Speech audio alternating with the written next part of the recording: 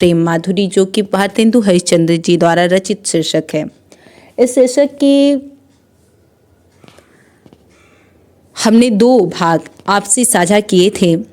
अगर आपने उस वीडियो को नहीं देखा है तो कृपया आप उस वीडियो को हमारे प्लेलिस्ट में देख सकते हैं, अन्यथा आप कमेंट सेक्शन में कमेंट कीजिए, हम वहां आपको लिंक प्रोवाइड कर देंगे।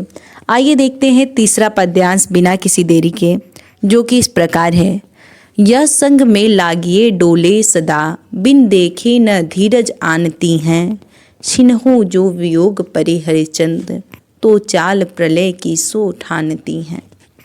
बरोनी में थिरे न छपे उछपे, पल में न समाई वो जानती हैं। पिय प्यारे तिहारे निहारे बिना, अखिया दुखिया नहीं मानती हैं। देखिए, जो प्रस्तुत काव्य पंक्तियां हैं इसका पहले कठिन शब्दार्थ देख लेते हैं, जो कि इस प्रकार है। यह संग में लागिए, लागिए अर्थात लगी हुई, डोले सदा बिन देखे न धीरज आनती हैं। धीरज मतलब धैर्य। छिन्हु जो वियोग परे, छिन्हु मतलब क्षण भर को भी, जो वियोग परे हरिचंद्र, तो चाल प्रलय की सो ठानती हैं। चाल प्रलय की मतलब आंसू बहाना। बरूनी में थिरे न छपे उछपे, थिरे मतलब स्थिर रहती, बरूनी मतलब बरौनी, उछपे अर्थात खुलती हैं, छपे मतलब बंद होती हैं। पल में न समाइबो जानती हैं, पल मतलब पलक, समाइबो मतलब बंद होना। पियत प्यारे तिहारे निहारे बिना, निहारे मतलब देखे बिना, अखियाँ दुखियाँ नहीं मानती हैं।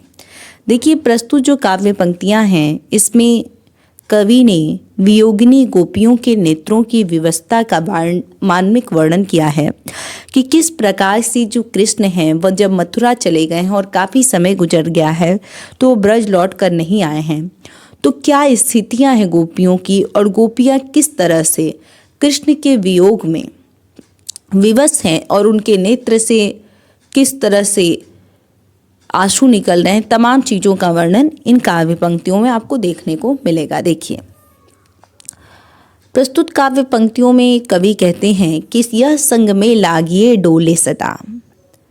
गोपियाँ कहती हैं कि हे प्रिय, हमारी ये आँखें सदा बिन देखे न धीरज आनती हैं। कहती है कि यह संग में लागिए डोले सदा, हमारी जो ये आँखें हैं वह सदा आपके संग संग ही लगी रहती हैं। बिन देखे न धीरज आनती हैं, आपको देखे बिना इनको चैन ही नहीं पड़ता है। छिन्हु जो वियोग परे हरिश्चंद्र, आगे वह कहती हैं कि यदि कभी क्षण भर को भी आपसे वियोग हो जाता है तो चाल प्रलय की सो ठानती हैं, तो ये आंखें प्रलय की ठान लेती हैं। अर्थात अगर क्षण भर के लिए भी आपसे वियोग होता है तो जो हमारी आंखें हैं वह आंसू बरसाना प्रारंभ कर देती हैं, यानी आंसू का प्रलय आ जाता है। देखिए कितनी सुंदर पंक्तियां हैं। कवि कहता है आगे कि बरौनी में थिरे न छपे उछपे, ये कभी बरौनियों में स्थिर नहीं रह पाती, पल में न समाई वो जानती हैं, और पलकों में बंद होना भी इनको नहीं आता है।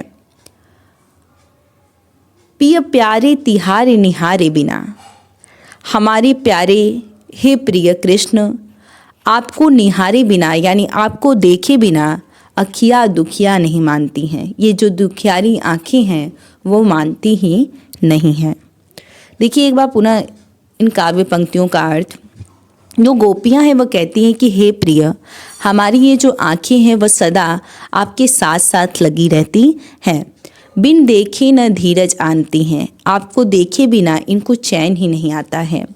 छिन्हु जो वियोग परे, छिन्हु मतलब क्षण भर के लिए भी अगर आपसे वियोग हो जाता है तो चाल प्रलय की सो ठानती हैं। तो ये जो हमारी आँखें हैं वह आंसू बरसाना प्रारंभ कर देती हैं, यानी जो उनकी चाल होती है वो प्रलय की होती है, यानी ये आंखें प्रलय की ठान लेती हैं, मतलब आंसू बरसाना प्रारंभ कर देती हैं।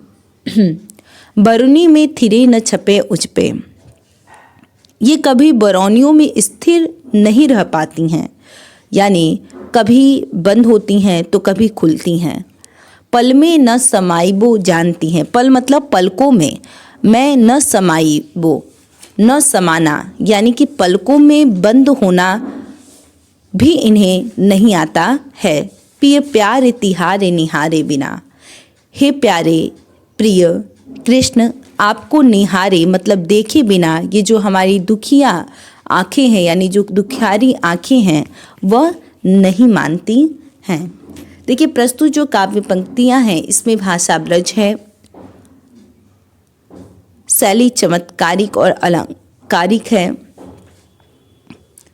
भाषा ब्रज का प्रयोग किया गया है। अगली जो काव्य पंक्तियाँ चौथा पद्यांश है वो इस प्रकार है कि पहले बहु भांति भरोसो दयो, अब ही हम लाई मिलवाती हैं, हरिचंद भरोसो रही उनके सखियाँ जो हमारी कहावती हैं। अब कोई वे जुदा है रही हमसो, उल्टो मिली के समुझावती है, पहले तो लगाई के आग अरी, जल को अब आप ही धावती हैं। देखिए प्रस्तुत जो काव्य पंक्तियाँ हैं इसमें कुछ कठिन शब्दों को हम देख लेते हैं।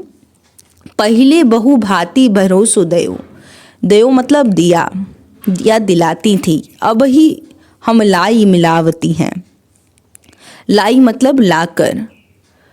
हरिश्चंद भरोसो रही उनके सखियाँ जो हमारी कहावती हैं, भरोसो मतलब आश्वासन।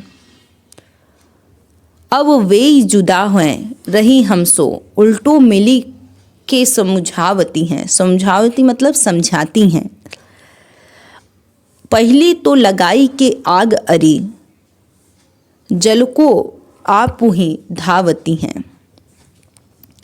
देखिए जो प्रस्तुत काव्य पंक्तियां हैं इसमें श्री कृष्ण के वियोग में व्याकुल एक गोपी अपनी सखियों के समझाने पर शिकायत करती है और कहती है कि पहले बहु भांति भरोसो दयो, हे सखी पहले तुम हमें तरह तरह से भरोसो दयो मतलब भरोसा दिलाती थी, अब की हम लाई मिलवावती हैं कि अब अभी श्री कृष्ण को लाकर तुमसे मिला देती हैं।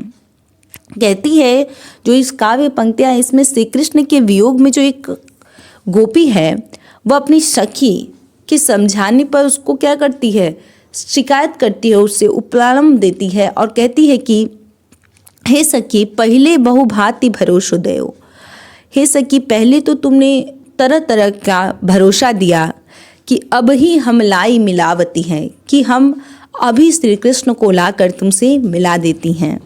हरिश्चंद भरोसो रही उनकी सखियाँ जो हमारी कहावती हैं, जो मेरी अपनी सखियाँ कहलाती है उनके ही विश्वास पर बैठी रही। कहती हैं कि जो हमारी कहलाती हैं सखियाँ उन्हीं के भरोसे मतलब विश्वास पर बैठी रही, अब वे जुदा वह रही हमसो, लेकिन अब वही मुझसे जुदा मतलब अलग हो रही हैं, उल्टो मिली के समझावती हैं। और कहती है कि अब वही हमसे क्या हो गई हैं, अलग हो गई हैं और श्री कृष्ण को मिलाने की अपेक्षा वो उल्टा हमें ही समझाती हैं।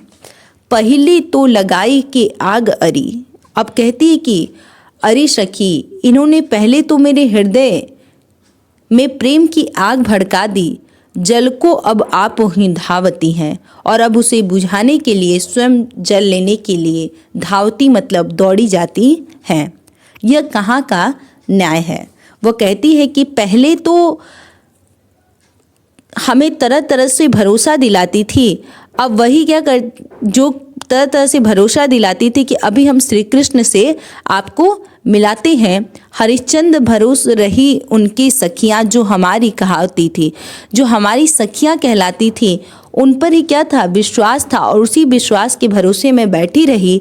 लेकिन अब वही मुझसे अलग हो गई हैं और श्री कृष्ण को मिलाने की अपेक्षा वो उल्टा हमें क्या कर रही हैं, समझा रही हैं। क्या समझा रही हैं कि अब श्री कृष्ण नहीं आएंगे या श्री कृष्ण के वियोग में मत रहिए, तमाम तरह की बातें। पहले तो लगाई कि आग अरी, वो कहती है कि पहले तो उन सखियों ने मेरे हृदय में श्री कृष्ण के प्रेम का आग जला दिया, और जब वो पूरी तरह भड़क गया तो उसे बुझाने के लिए वह स्वयं ही क्या करती हैं, जल लेने के लिए धावती मतलब दौड़ी जाती हैं। अब ये बताइए कि ये कहाँ का न्याय है। पांचवा जो पद्यांश है वो इस प्रकार है। उधो जो सुधो गहो वह मार्ग, ज्ञान की तेरी जहाँ गुदरी है। को नहीं सीख मानी है, एक श्याम की प्रीति प्रतीति खरी है। ये ब्रजबाला सबे एक सी, हरिश्चंद्र जो मंडले ही बिगड़ी हैं। एक जो होय तो ज्ञान सिखाइए, कूप ही में यहाँ भांग परी है। देखिए, प्रस्तुत जो काव्य पंक्तियाँ हैं इसमें गोपियाँ उद्धव से कहती हैं कि वे किसी भी प्रकार उनके निराकार ब्रह्मा की उपदेश जो है उसे ग्रहण नहीं कर सकती हैं। वो कहती हैं कि उधो जो सुधो गहो वह, कि हे उधो तुम उस मार्ग पर, मार्ग मतलब रास्ते पर, हे उधो जो सुधो गहो वह मार्ग, हे उधो तुम उस मार्ग पर सीधे चले जाओ। ज्ञान की तेरी जहाँ गुदरी है, जहाँ तुम्हारी ज्ञान की गुदरी मतलब गुदड़ी रखी हुई है। कहती हैं गोपियाँ कि हे उद्धव तुम उस मार्ग पर सीधे चले जाओ जहाँ तुम्हारी ज्ञान की गुदड़ी रखी हुई है। को नहीं सीख मानी है वे, यहाँ पर तुम्हारी उपदेश की सीख को कोई नहीं मानेगा, क्योंकि एक श्याम की प्रीति प्रतीति खरी है। क्योंकि सभी श्री कृष्ण के प्रेम में ही विश्वास रखती हैं, और उनका जो विश्वास है, जो उनकी प्रीति है, यानी श्याम के प्रति जो उनका प्रेम है वह क्या है, खरा है। ये ब्रजबाला सबे एक सी, और यहाँ की जो ब्रजबालाएं हैं वह सभी क्या हैं, एक सी हैं। हरिश्चंद्र जो मंडली ही बिगड़ी हैं। वो कहती हैं ये सभी जो ब्रजबालाएं हैं एक सी हैं, किसी का भी स्वभाव अलग नहीं है। इनकी तो पूरी मंडली ही क्या है, बिगड़ी मतलब बिगड़ी हुई है। एक जो होए तो ज्ञान सिखाइए। अगर कोई एक होती तो आप क्या करते, उसे अपनी ज्ञान की बात बताते या अपने उपदेश को सिखाते। कूप ही में यहाँ भांग पड़ी है, परंतु यहाँ कुएं में ही भांग पड़ी हुई है। अर्थात वो कहती है कि एक जो होए तो ज्ञान सिखाइए। अगर यहाँ कोई एक गोपी होती तो आप उसे ज्ञान का उपदेश देते, किंतु यहाँ पर कूप ही में यहाँ भांग पड़ी है। कूप मतलब पूरे कुएं में ही यहाँ भांग पड़ी हुई है। अर्थात सभी श्री कृष्ण के प्रेम में पूरी तरह से पागल हो गई हैं। इसीलिए आपका जो उपदेश देना है वह क्या है, व्यर्थ है। देखिए एक बार पुनः इसकी व्याख्या को। कहती हैं गोपियाँ जब श्री कृष्ण के जो परम मित्र उद्धव हैं वह उन्हें निराकार ब्रह्मा का उपदेश देने आते हैं, तो निराकार ब्रह्मा के उपदेश को ग्रहण करने में असमर्थता जताती हुई उद्धव से जो गोपियाँ हैं वह कहती हैं कि हे उद्धव, उस मार्ग पर आप सीधे चले जाइए जहाँ आपके ज्ञान की गुदड़ी रखी हुई है। यहाँ पर आपके उपदेश को सीखने के लिए कोई तैयार नहीं है, क्योंकि सभी श्री कृष्ण के प्रेम में विश्वास रखती हैं। ये ब्रजबालाएं जो हैं वह सभी एक सी हैं, यानी सभी का स्वभाव एक सा ही है। कोई भी आपके ज्ञान को ग्रहण नहीं करेगी। इनकी पूरी की पूरी मंडली जो है वह बिगड़ी हुई है। एक जो होए तो ज्ञान सिखाइए।